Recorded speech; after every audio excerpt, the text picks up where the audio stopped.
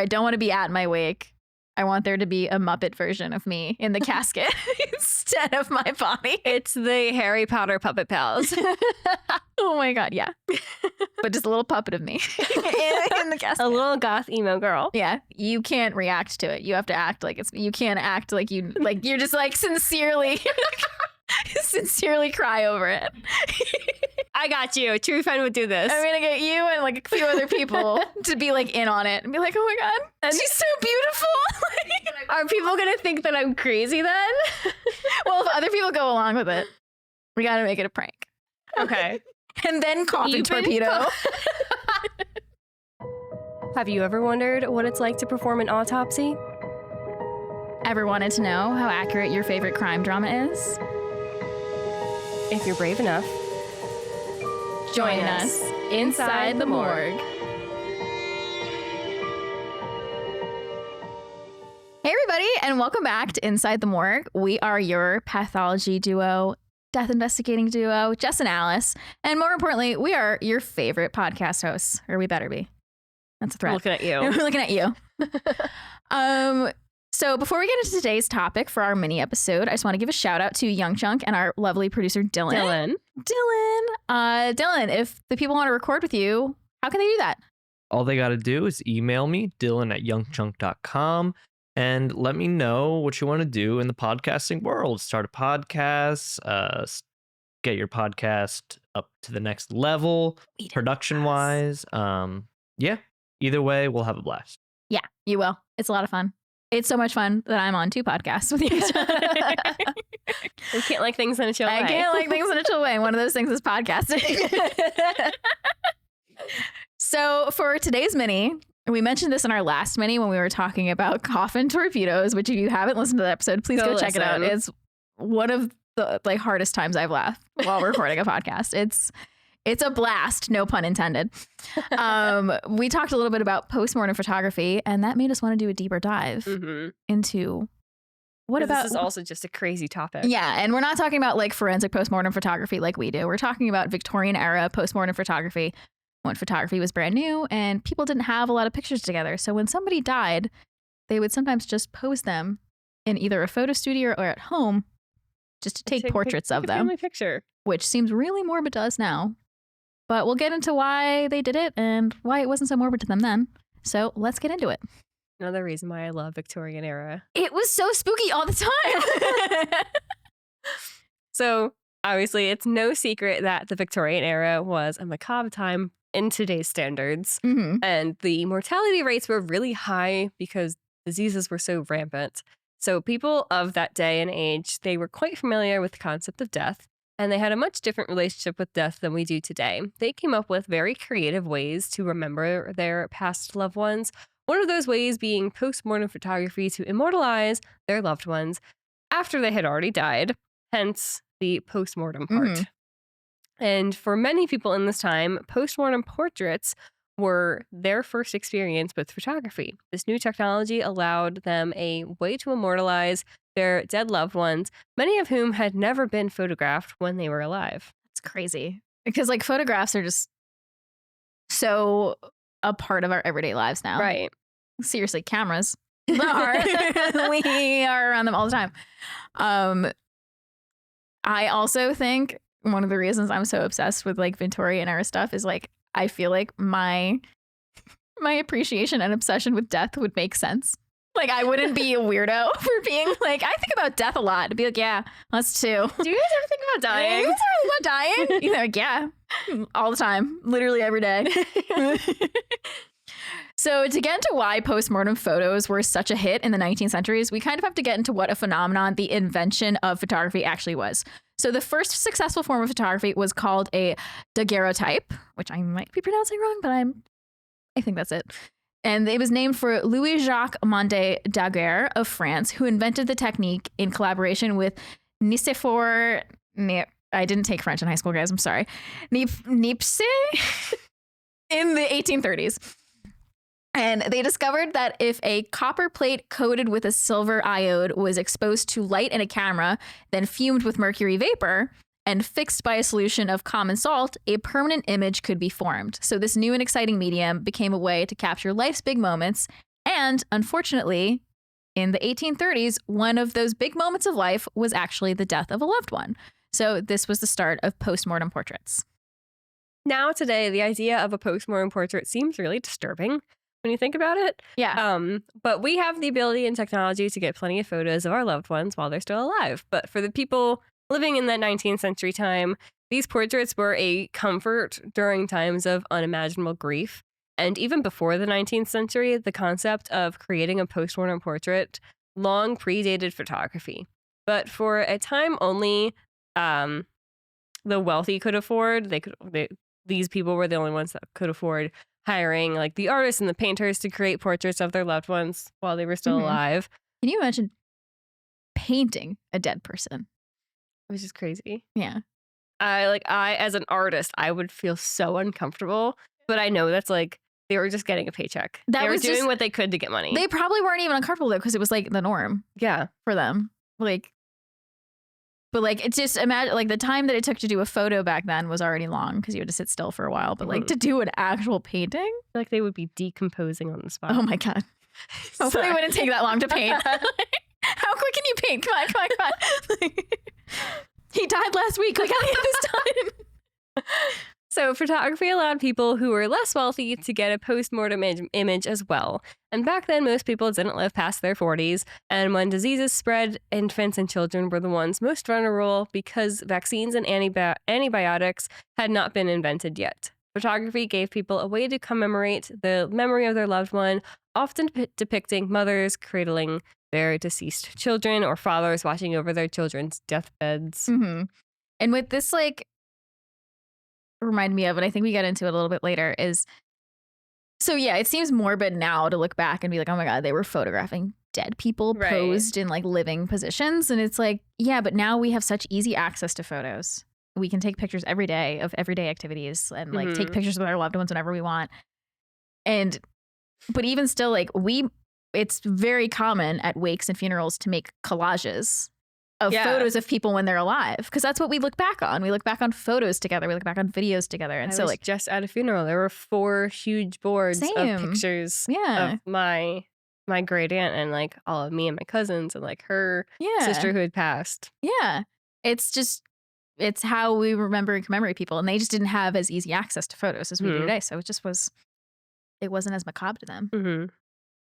So death photographers learned how to pose children in ways that make them look like they were sleeping peacefully. And some photographers even edited their daguerreotype, that's so hard to say, daguerreotype, bringing a tint of warmth to the cheeks to give the illusion that they were actually still alive.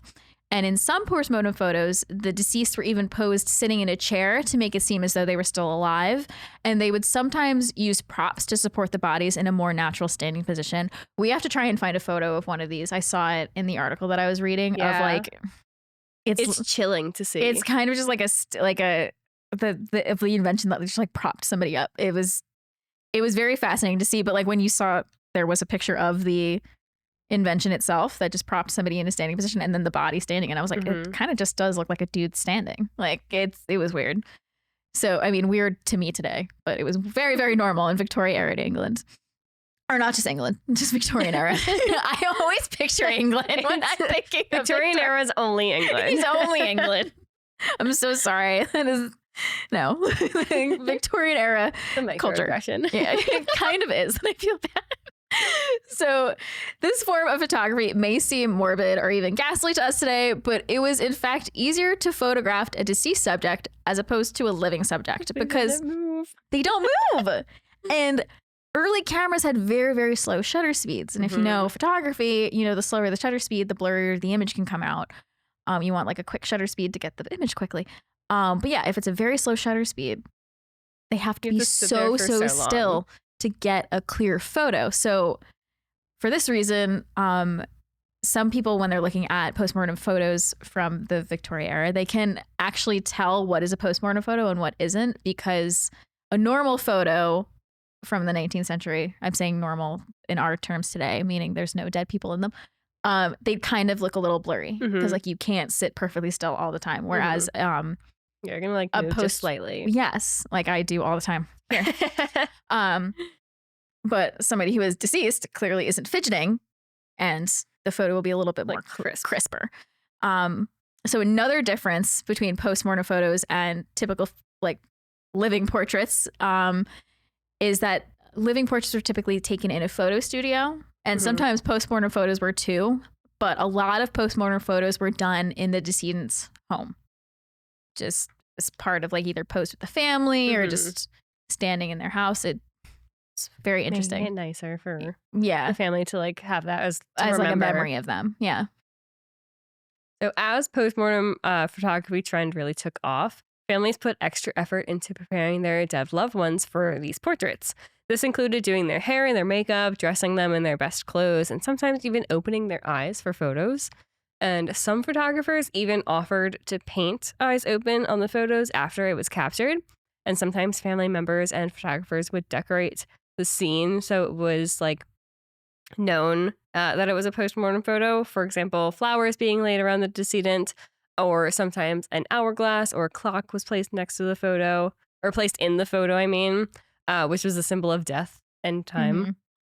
Postmortem portraits were also such a part of Victorian culture that it was very common to have them on display in the home or in different like family photo albums. Yeah. That's so interesting. And I remember reading the article and I was like, oh, wow, they like did their hair and makeup. And then I realized like we do that to art. we do that when today. You're preparing a body, like you do all of that when today. Morticians are preparing a body for viewing. Is this how it started? Maybe. I'm crazy. And it's just, and I remember thinking like, what are people in 200 years going to look back on and think that we did weird in our like death practices? Like, I thought about that. I always think about that. Everyone's going to be a tree. That's what I want to be. I want to be composted. I want to be a tree.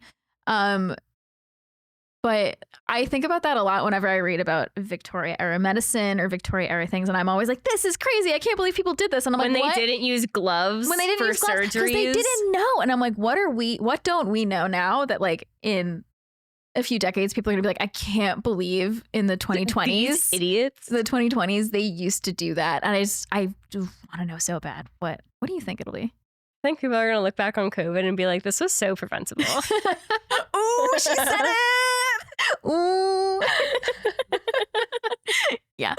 Yeah. I don't know. That's such like that's a good question. And I feel like I need time to think on. Yeah. I don't know.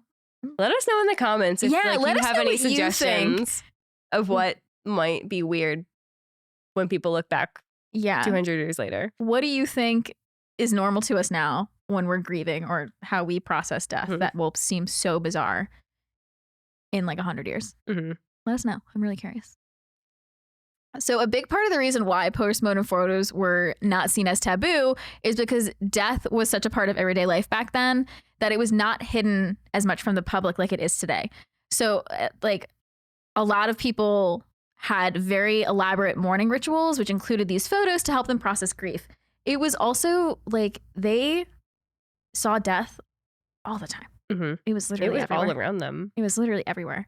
And I just saw Nosferatu a few weeks ago, and there's literally scenes of like, it's so good, I won't spoil it, but there's parts where there's literally just bodies in the street and people are just walking around them, and it's just like, yeah, all right. I think of Les Mis, where they have like all of the bodies just like laid in the street at the end, and they're just like walking around it. Yeah, it wasn't as hidden from the public as it is today. I remember I listened to another podcast called The Strange and Unusual Podcast with Alison Horrocks, which is very fascinating. She talks about all things spooky all the time.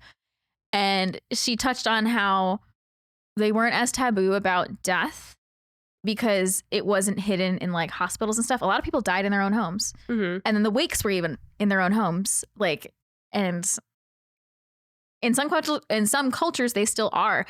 It's just so interesting how like they weren't as taboo about death. We had a case and like this person was dead for so long, and like the family like knew that they were dead, and like they were in the bedroom, and them like I don't know like what prompted somebody to call and report the death, and like we found him, like they were like really dried out, and like They were like in like a sitting position. This was like a really long time ago. Okay. Like it might be like we have like an interesting case list that we show our interns just to like get an idea of like the types of cases that come into our office. And I think this might be on there, or maybe it's not. I'm thinking of maybe like a true crime story. But like I think I remember like it was part of their culture to like keep the body and like at home, and like they would like it was like it was like a sign of respect. Interesting. Yeah, it's just, especially back then when the winters got so cold, they couldn't bury bodies. Anything. So a lot of the times they were, and not that they were like out in the open, but they'd be like in caskets like above ground, and they wouldn't decompose. They were so well preserved. They were frozen. And that is the reason why some people were accused of being vampires after they were dead, because they didn't realize that they weren't decomposing because of the temperature. Yeah. So they'd open the casket. If they're like, I think that person's a vampire, open the casket. Oh my God, they still look fresh. They must be alive. And it's like, nope, they're just frozen. So, oh my God, we should do a deep dive on vampires. I would love that. All right, next mini. You got it here. Oh no, don't do this. Vampires. Oh my God. I want to wear my Twilight shirt. I have to pick which one. I have multiple. Oh my God. So you bring one for me. I will. Yes, I will. Okay. So I won't make you wear my one from 2008. You can wear the newer one. I have one that's still from 2008. You can wear my newer one. So these photos were not meant to showcase death or be really morbid and kind of like goth about death. They were more about remembering life and the person who they had loved and lost. And as medical practices improved, mortality rates declined, especially among children. And this was like really big part of postmortem photography, was photographing children. So this practice of postmortem photos faded out. And it was also the rise of snapshot photography that allowed for quicker and more casual everyday photos of living families that replaced the need for postmortem photo portraits.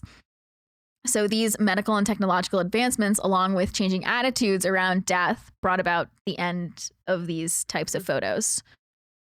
So Victorian postmortem photos can still be found today, but are often collected as macabre art.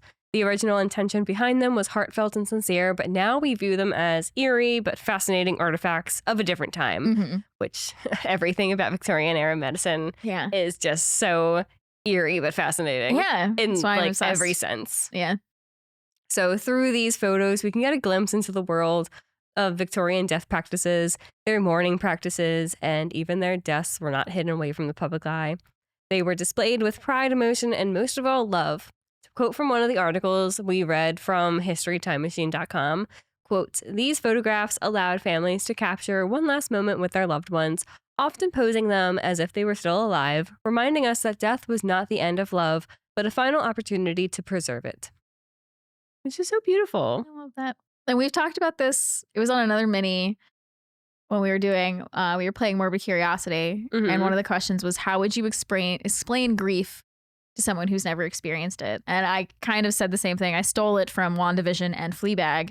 It was just like, grief is just love that you don't know where to put it. Like there's no, like, it's just love. When it's, I thought that was a really beautiful way to end that article, was saying it's just, this wasn't like a ghastly thing. It was a way to preserve their loved one in a memory. A way to memory. Yeah.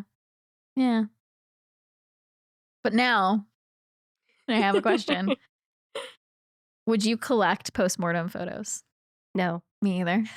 I think they're haunted. Were you expecting a different answer? No, I wasn't. I would have been surprised. I'm actually surprised that you wouldn't. No. I think it seems like such an intimate thing to me for like those families. I don't want. Would you, like, say this was still a thing today, would you have a postmortem photo of a loved one? Yeah. If it was still like in culture today, I think I would. But now, like, we have so many living photos that I'd rather look at, because then I can look at it and remember, be like, oh, this is the time we were at like the beach house, or like, oh, it's the time we went on vacation and did this. And instead of looking at it and be like, that, they're dead. They're no longer. Our arms are on Weekend at Bernie's. No. Would you, again, same, like, this is normal. Like, say this is normal in our culture. Would you want a postmortem photo done of yourself if you like, or would you not care?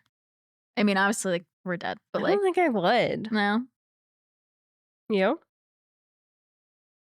Yes, but I want to look ridiculous. I want to look crazy. Ridiculous how? Like Do in my Twilight makeup gear? crazy. Twilight gear? I don't look ridiculous in Twilight gear. How dare you? I look cool. What are you talking about? Cool, Mom. Cool. I think I would just want to look. I'd want it to be something Like funny. funny. So like people aren't like sad looking at it. Yeah, I want it to make people chuckle. Mhm. Maybe somebody could do my fun special effects makeup that I like to do. Maybe you look Shock. like the Exorcist. Yeah. Yeah, yeah. I've said before I kind of want my funeral to be funny, and I stole this from a meme that I saw online. But it was like, I don't want to be buried, or I don't want to be at my wake. I want there to be a Muppet version of me in the casket instead of my body. It's the Harry Potter Puppet Pals. Oh my god, yeah. But just a little puppet of me in the casket. A little goth emo girl. Yeah. And I don't want you can't react to it. You have to act like you can't act like you're just This like is her. sincerely cry over it. You can't. Okay, I got gonna you. get I got you. you. True Friend would do I'm this. gonna get you and like a few other people to be like in on it and be like, oh my god, she's And so beautiful. Are people gonna think that I'm crazy then? Well, if other people go along with it, we gotta make it a prank. Okay. And then coffee Even torpedo. You're just a vampire. I'm lurking in the back. I'm alive. And it's- So that kind of concludes the end of our episode Yeah. here for this fun mini. Mhm. Like we said, we're gonna cover vampires next time. I'm so excited if you're serious. I am. But if you guys have any other suggestions on like a mini episode that you want to hear, any like dark tourism spots that you Mhm. think would be interesting for us to talk about, leave us a comment, DM us on Instagram. You can find us on Instagram at Inside the Morgue Pod. Find us on Spotify, Apple Podcasts. You can find us on Young Junk's YouTube page and even our own YouTube page, which we're really excited about starting. Yeah. So go subscribe, like, comment, all of the good stuff. Yeah. And we'll be back next time with a brand new dissection. Bye. Young John!